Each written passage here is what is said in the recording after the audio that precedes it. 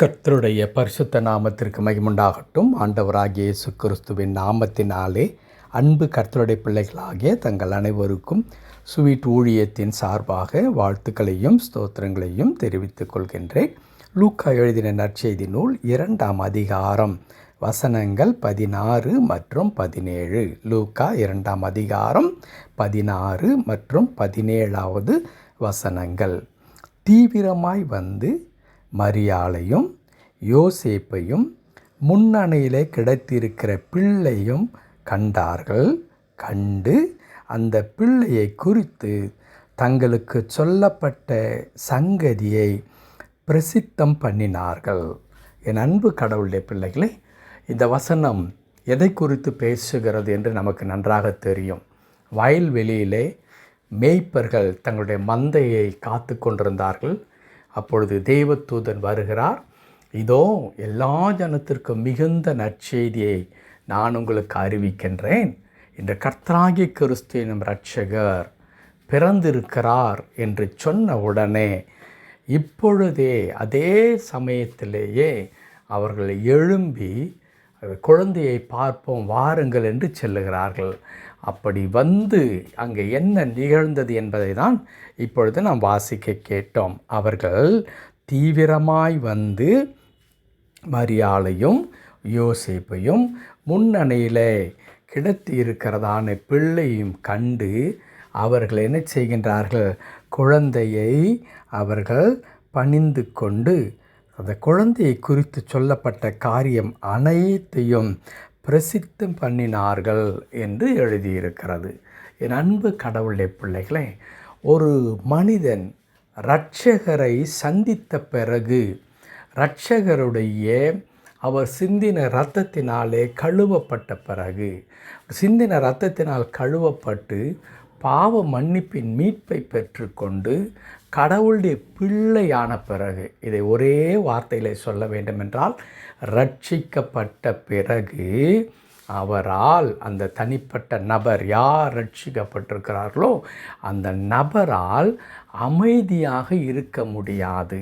அவர் செல்லுகிற இடத்திலெல்லாம் தன்னுடைய ரட்சிப்பின் சந்தோஷத்தை அவர்கள் அறிவித்து கொண்டே இருப்பார்கள். ஆகையினால்தான் இன்றைக்கு நாம் எங்கு பார்த்தாலும் கிறிஸ்தவர்கள் சென்று என்ன செய்கின்றார்கள்? ஆண்டவர் அவர்களுக்கு கொடுத்ததான அந்த மகிழ்ச்சியை, அந்த சந்தோஷத்தை, அந்த கிருபையை பகிர்ந்து கொண்டே இருக்கிறார்கள்.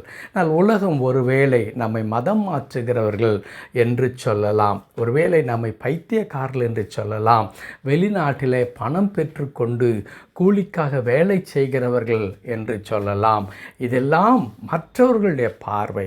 ஆனால் ரட்சிக்கப்பட்ட ஒரு மனிதன், கர்த்தருடைய பிள்ளைக்கு தனக்குள்ளாய் இருக்க இந்த ரட்சிப்பின் சந்தோஷத்தை எப்படியாகிலும் மற்றவர்களோடு நான் பகிர்ந்து கொள்ள வேண்டும் என்கிறதான தூண்டுதல் எப்பொழுதும் இருந்து கொண்டே இருக்கும். இங்கேயும் அதுதான் நடக்கிறது.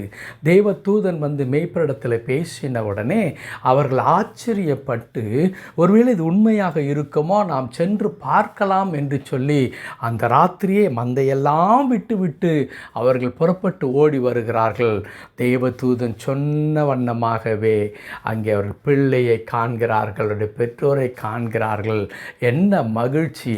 அப்படி கண்ட உடனே, ஆம், தேவதூதர் சொன்னது உண்மைதான், சரி, நாம் ஆடுகளை விட்டு வந்து விட்டோம், ஓடி வாருங்கள், நாம் போய் ஆடுகளை பார்த்து கொள்வோம் என்று அங்கே அவர்கள் எண்ணவில்லை.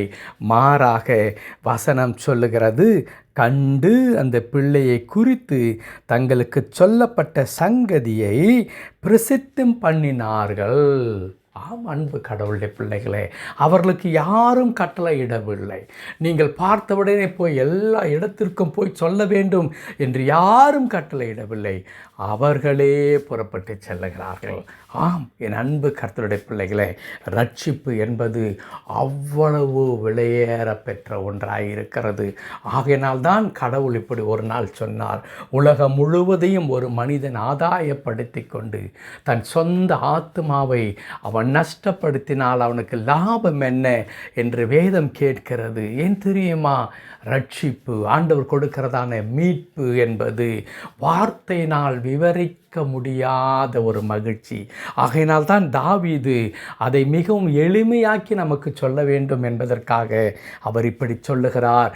கர்த்தர் நல்லவர் என்பதை ருசித்து பாருங்கள், அவர் மேல் நம்பிக்கையாயிருக்கிற மனுஷன் பாக்கியவான். என் அன்பு கடவுளுடைய பிள்ளைகளே, தேவனாகிய கடவுள் நமக்கு அவருடைய குமாரனாகிய இயேசு கிறிஸ்துவை இந்த உலகத்திற்கு அனுப்பி அவர் இரத்தம் சிந்துவதின் மூலமாய், மரிப்பதின் மூலமாய், உயிரோடு எழும்புவதின் மூலமாக நமக்கு கிடைக்க பெற்றிருக்கிறதான அந்த ரட்சிப்பு இருக்கிறதே, அந்த ரட்சிப்பு நிச்சயமாகவே இந்த உலகத்தில் பிறக்கின்ற ஒவ்வொரு மனிதரும் ருசி பார்க்க வேண்டியவைகள்.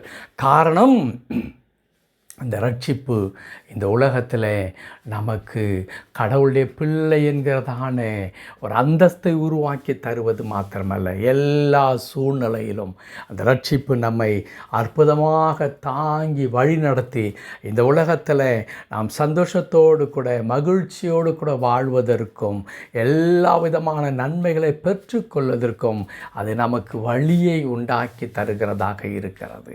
என் அன்பு கடவுளுடைய பிள்ளைகளே, அவர்கள் பிரசித்தம் பண்ணினார்கள்.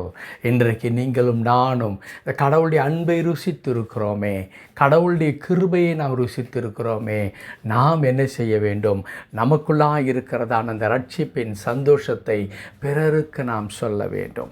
இன்றைக்கு எத்தனை பேர் அந்த காரியத்தை நாம் செய்து கொண்டிருக்கிறோம் என்று எனக்கு தெரியல. ஒருவேளை நீங்கள் சொல்லலாம், இது ஒரு முழு நேர ஊழியக்காரனுக்கான காரியம், கிராம ஊழியம் செய்கிறவர்களுக்கான காரியம், ஒரு நற்செய்தியாளனுக்கான பணி. இல்லவே இல்லை அன்பு கடவுளுடைய பிள்ளைகளே, நிச்சயமாக. ஆகினால்தான் நான் சொல்லுகிறேன், ஆண்டவருடைய அந்த ரட்சிப்பை நீங்கள் ருசித்தது உண்டானால், கடவுள் கொடுத்த கிருபையை நீங்கள் சுவைத்து பார்த்தது உண்டானால், நிச்சயமாக உங்களால் அமைதியாக இருக்க முடியாது.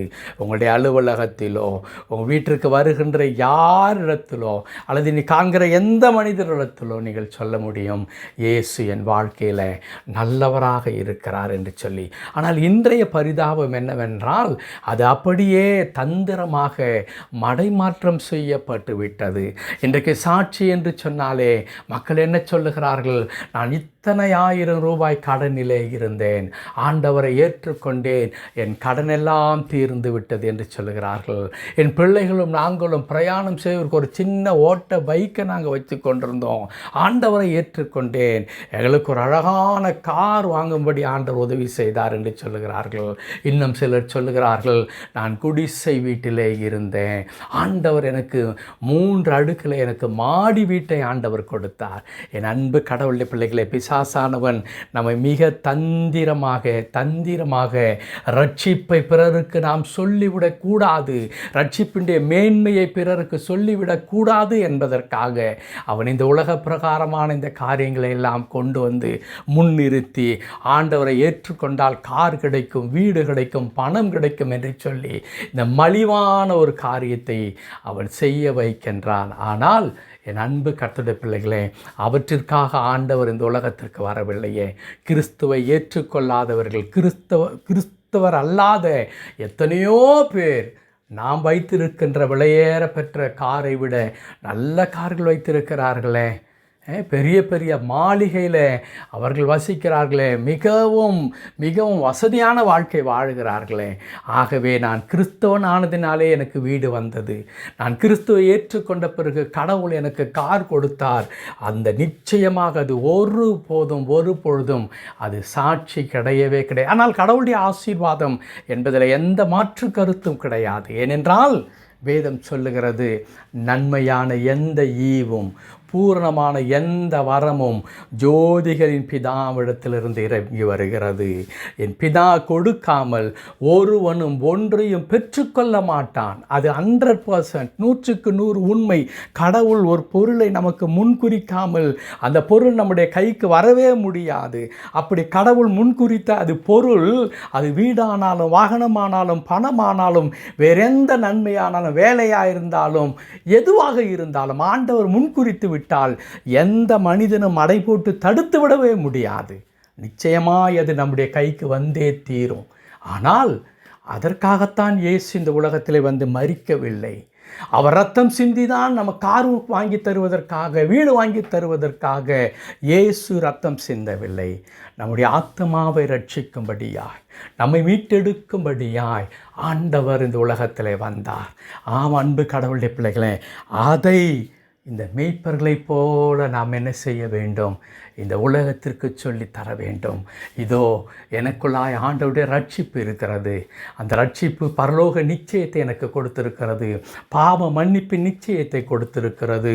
அது மாத்திரமல்ல, இந்த உலகத்தில் நான் சந்திக்கிற எந்த சவால்களிலும், எந்த துன்பத்திலும், கஷ்டத்திலும் ஆண்டவர் எனக்கு துணையாக இருந்து அவைகளை மேற்கொள்ளவும், அவைகளின் மத்தியில் நான் மன தைரியத்தோடு கூட இந்த உலகத்தில் வாழ்வதற்கு அவருடைய கிருபை எனக்கு துணை புரிகிறது. இதுதான் ரட்சிப்பு.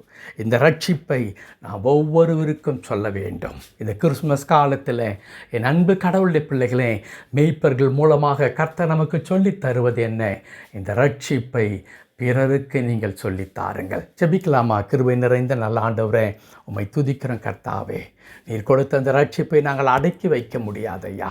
இந்த உலகத்திற்கு சொல்லாமல் இருக்க முடியாது. ஏனென்றால் ஆண்டவரே, நீர் எவ்வளவு நல்லவர் என்பதை கர்த்தாவே, நாங்கள் எந்த நிலையில் இருந்தோம், இன்றைக்கு எப்படியாய் நாங்கள் ஆசீர்வதிக்கப்பட்டிருக்கிறோம், எங்களுடைய ஆத்மாவில் நீர் கொடுத்த மகிழ்ச்சி, சந்தோஷம் எவ்வளவு உன்னதமானது என்பதை ஆண்டவரே நாங்கள் கர்த்தாவை ருசி பார்த்து கொண்டிருக்கிறோம். ஒவ்வொரு இமைப்பொழுது நாங்கள் ருசிக்கிறோம். அதை கர்த்தாவே நாங்கள் பார்க்கிற மக்களுக்கெல்லாம் சொல்லித் தரும்படியாக ஆண்டவர் எங்களுக்கு கிருபை தாரும். மெய்ப்பர் மூலமாக ஆண்டவரே எங்களோடு பேசினதற்காக நன்றி. நாங்களும் அப்படிப்பட்ட ஆண்டவரே உம்முடைய அன்பை பிரசித்தம் பண்ணுகிறவர்களாக நீர் மாற்றியறோம். மீட்பர் நாமத்தில் ஜெபிக்கிறோம் நல்ல பிதாவே. ஆமென், ஆமென்.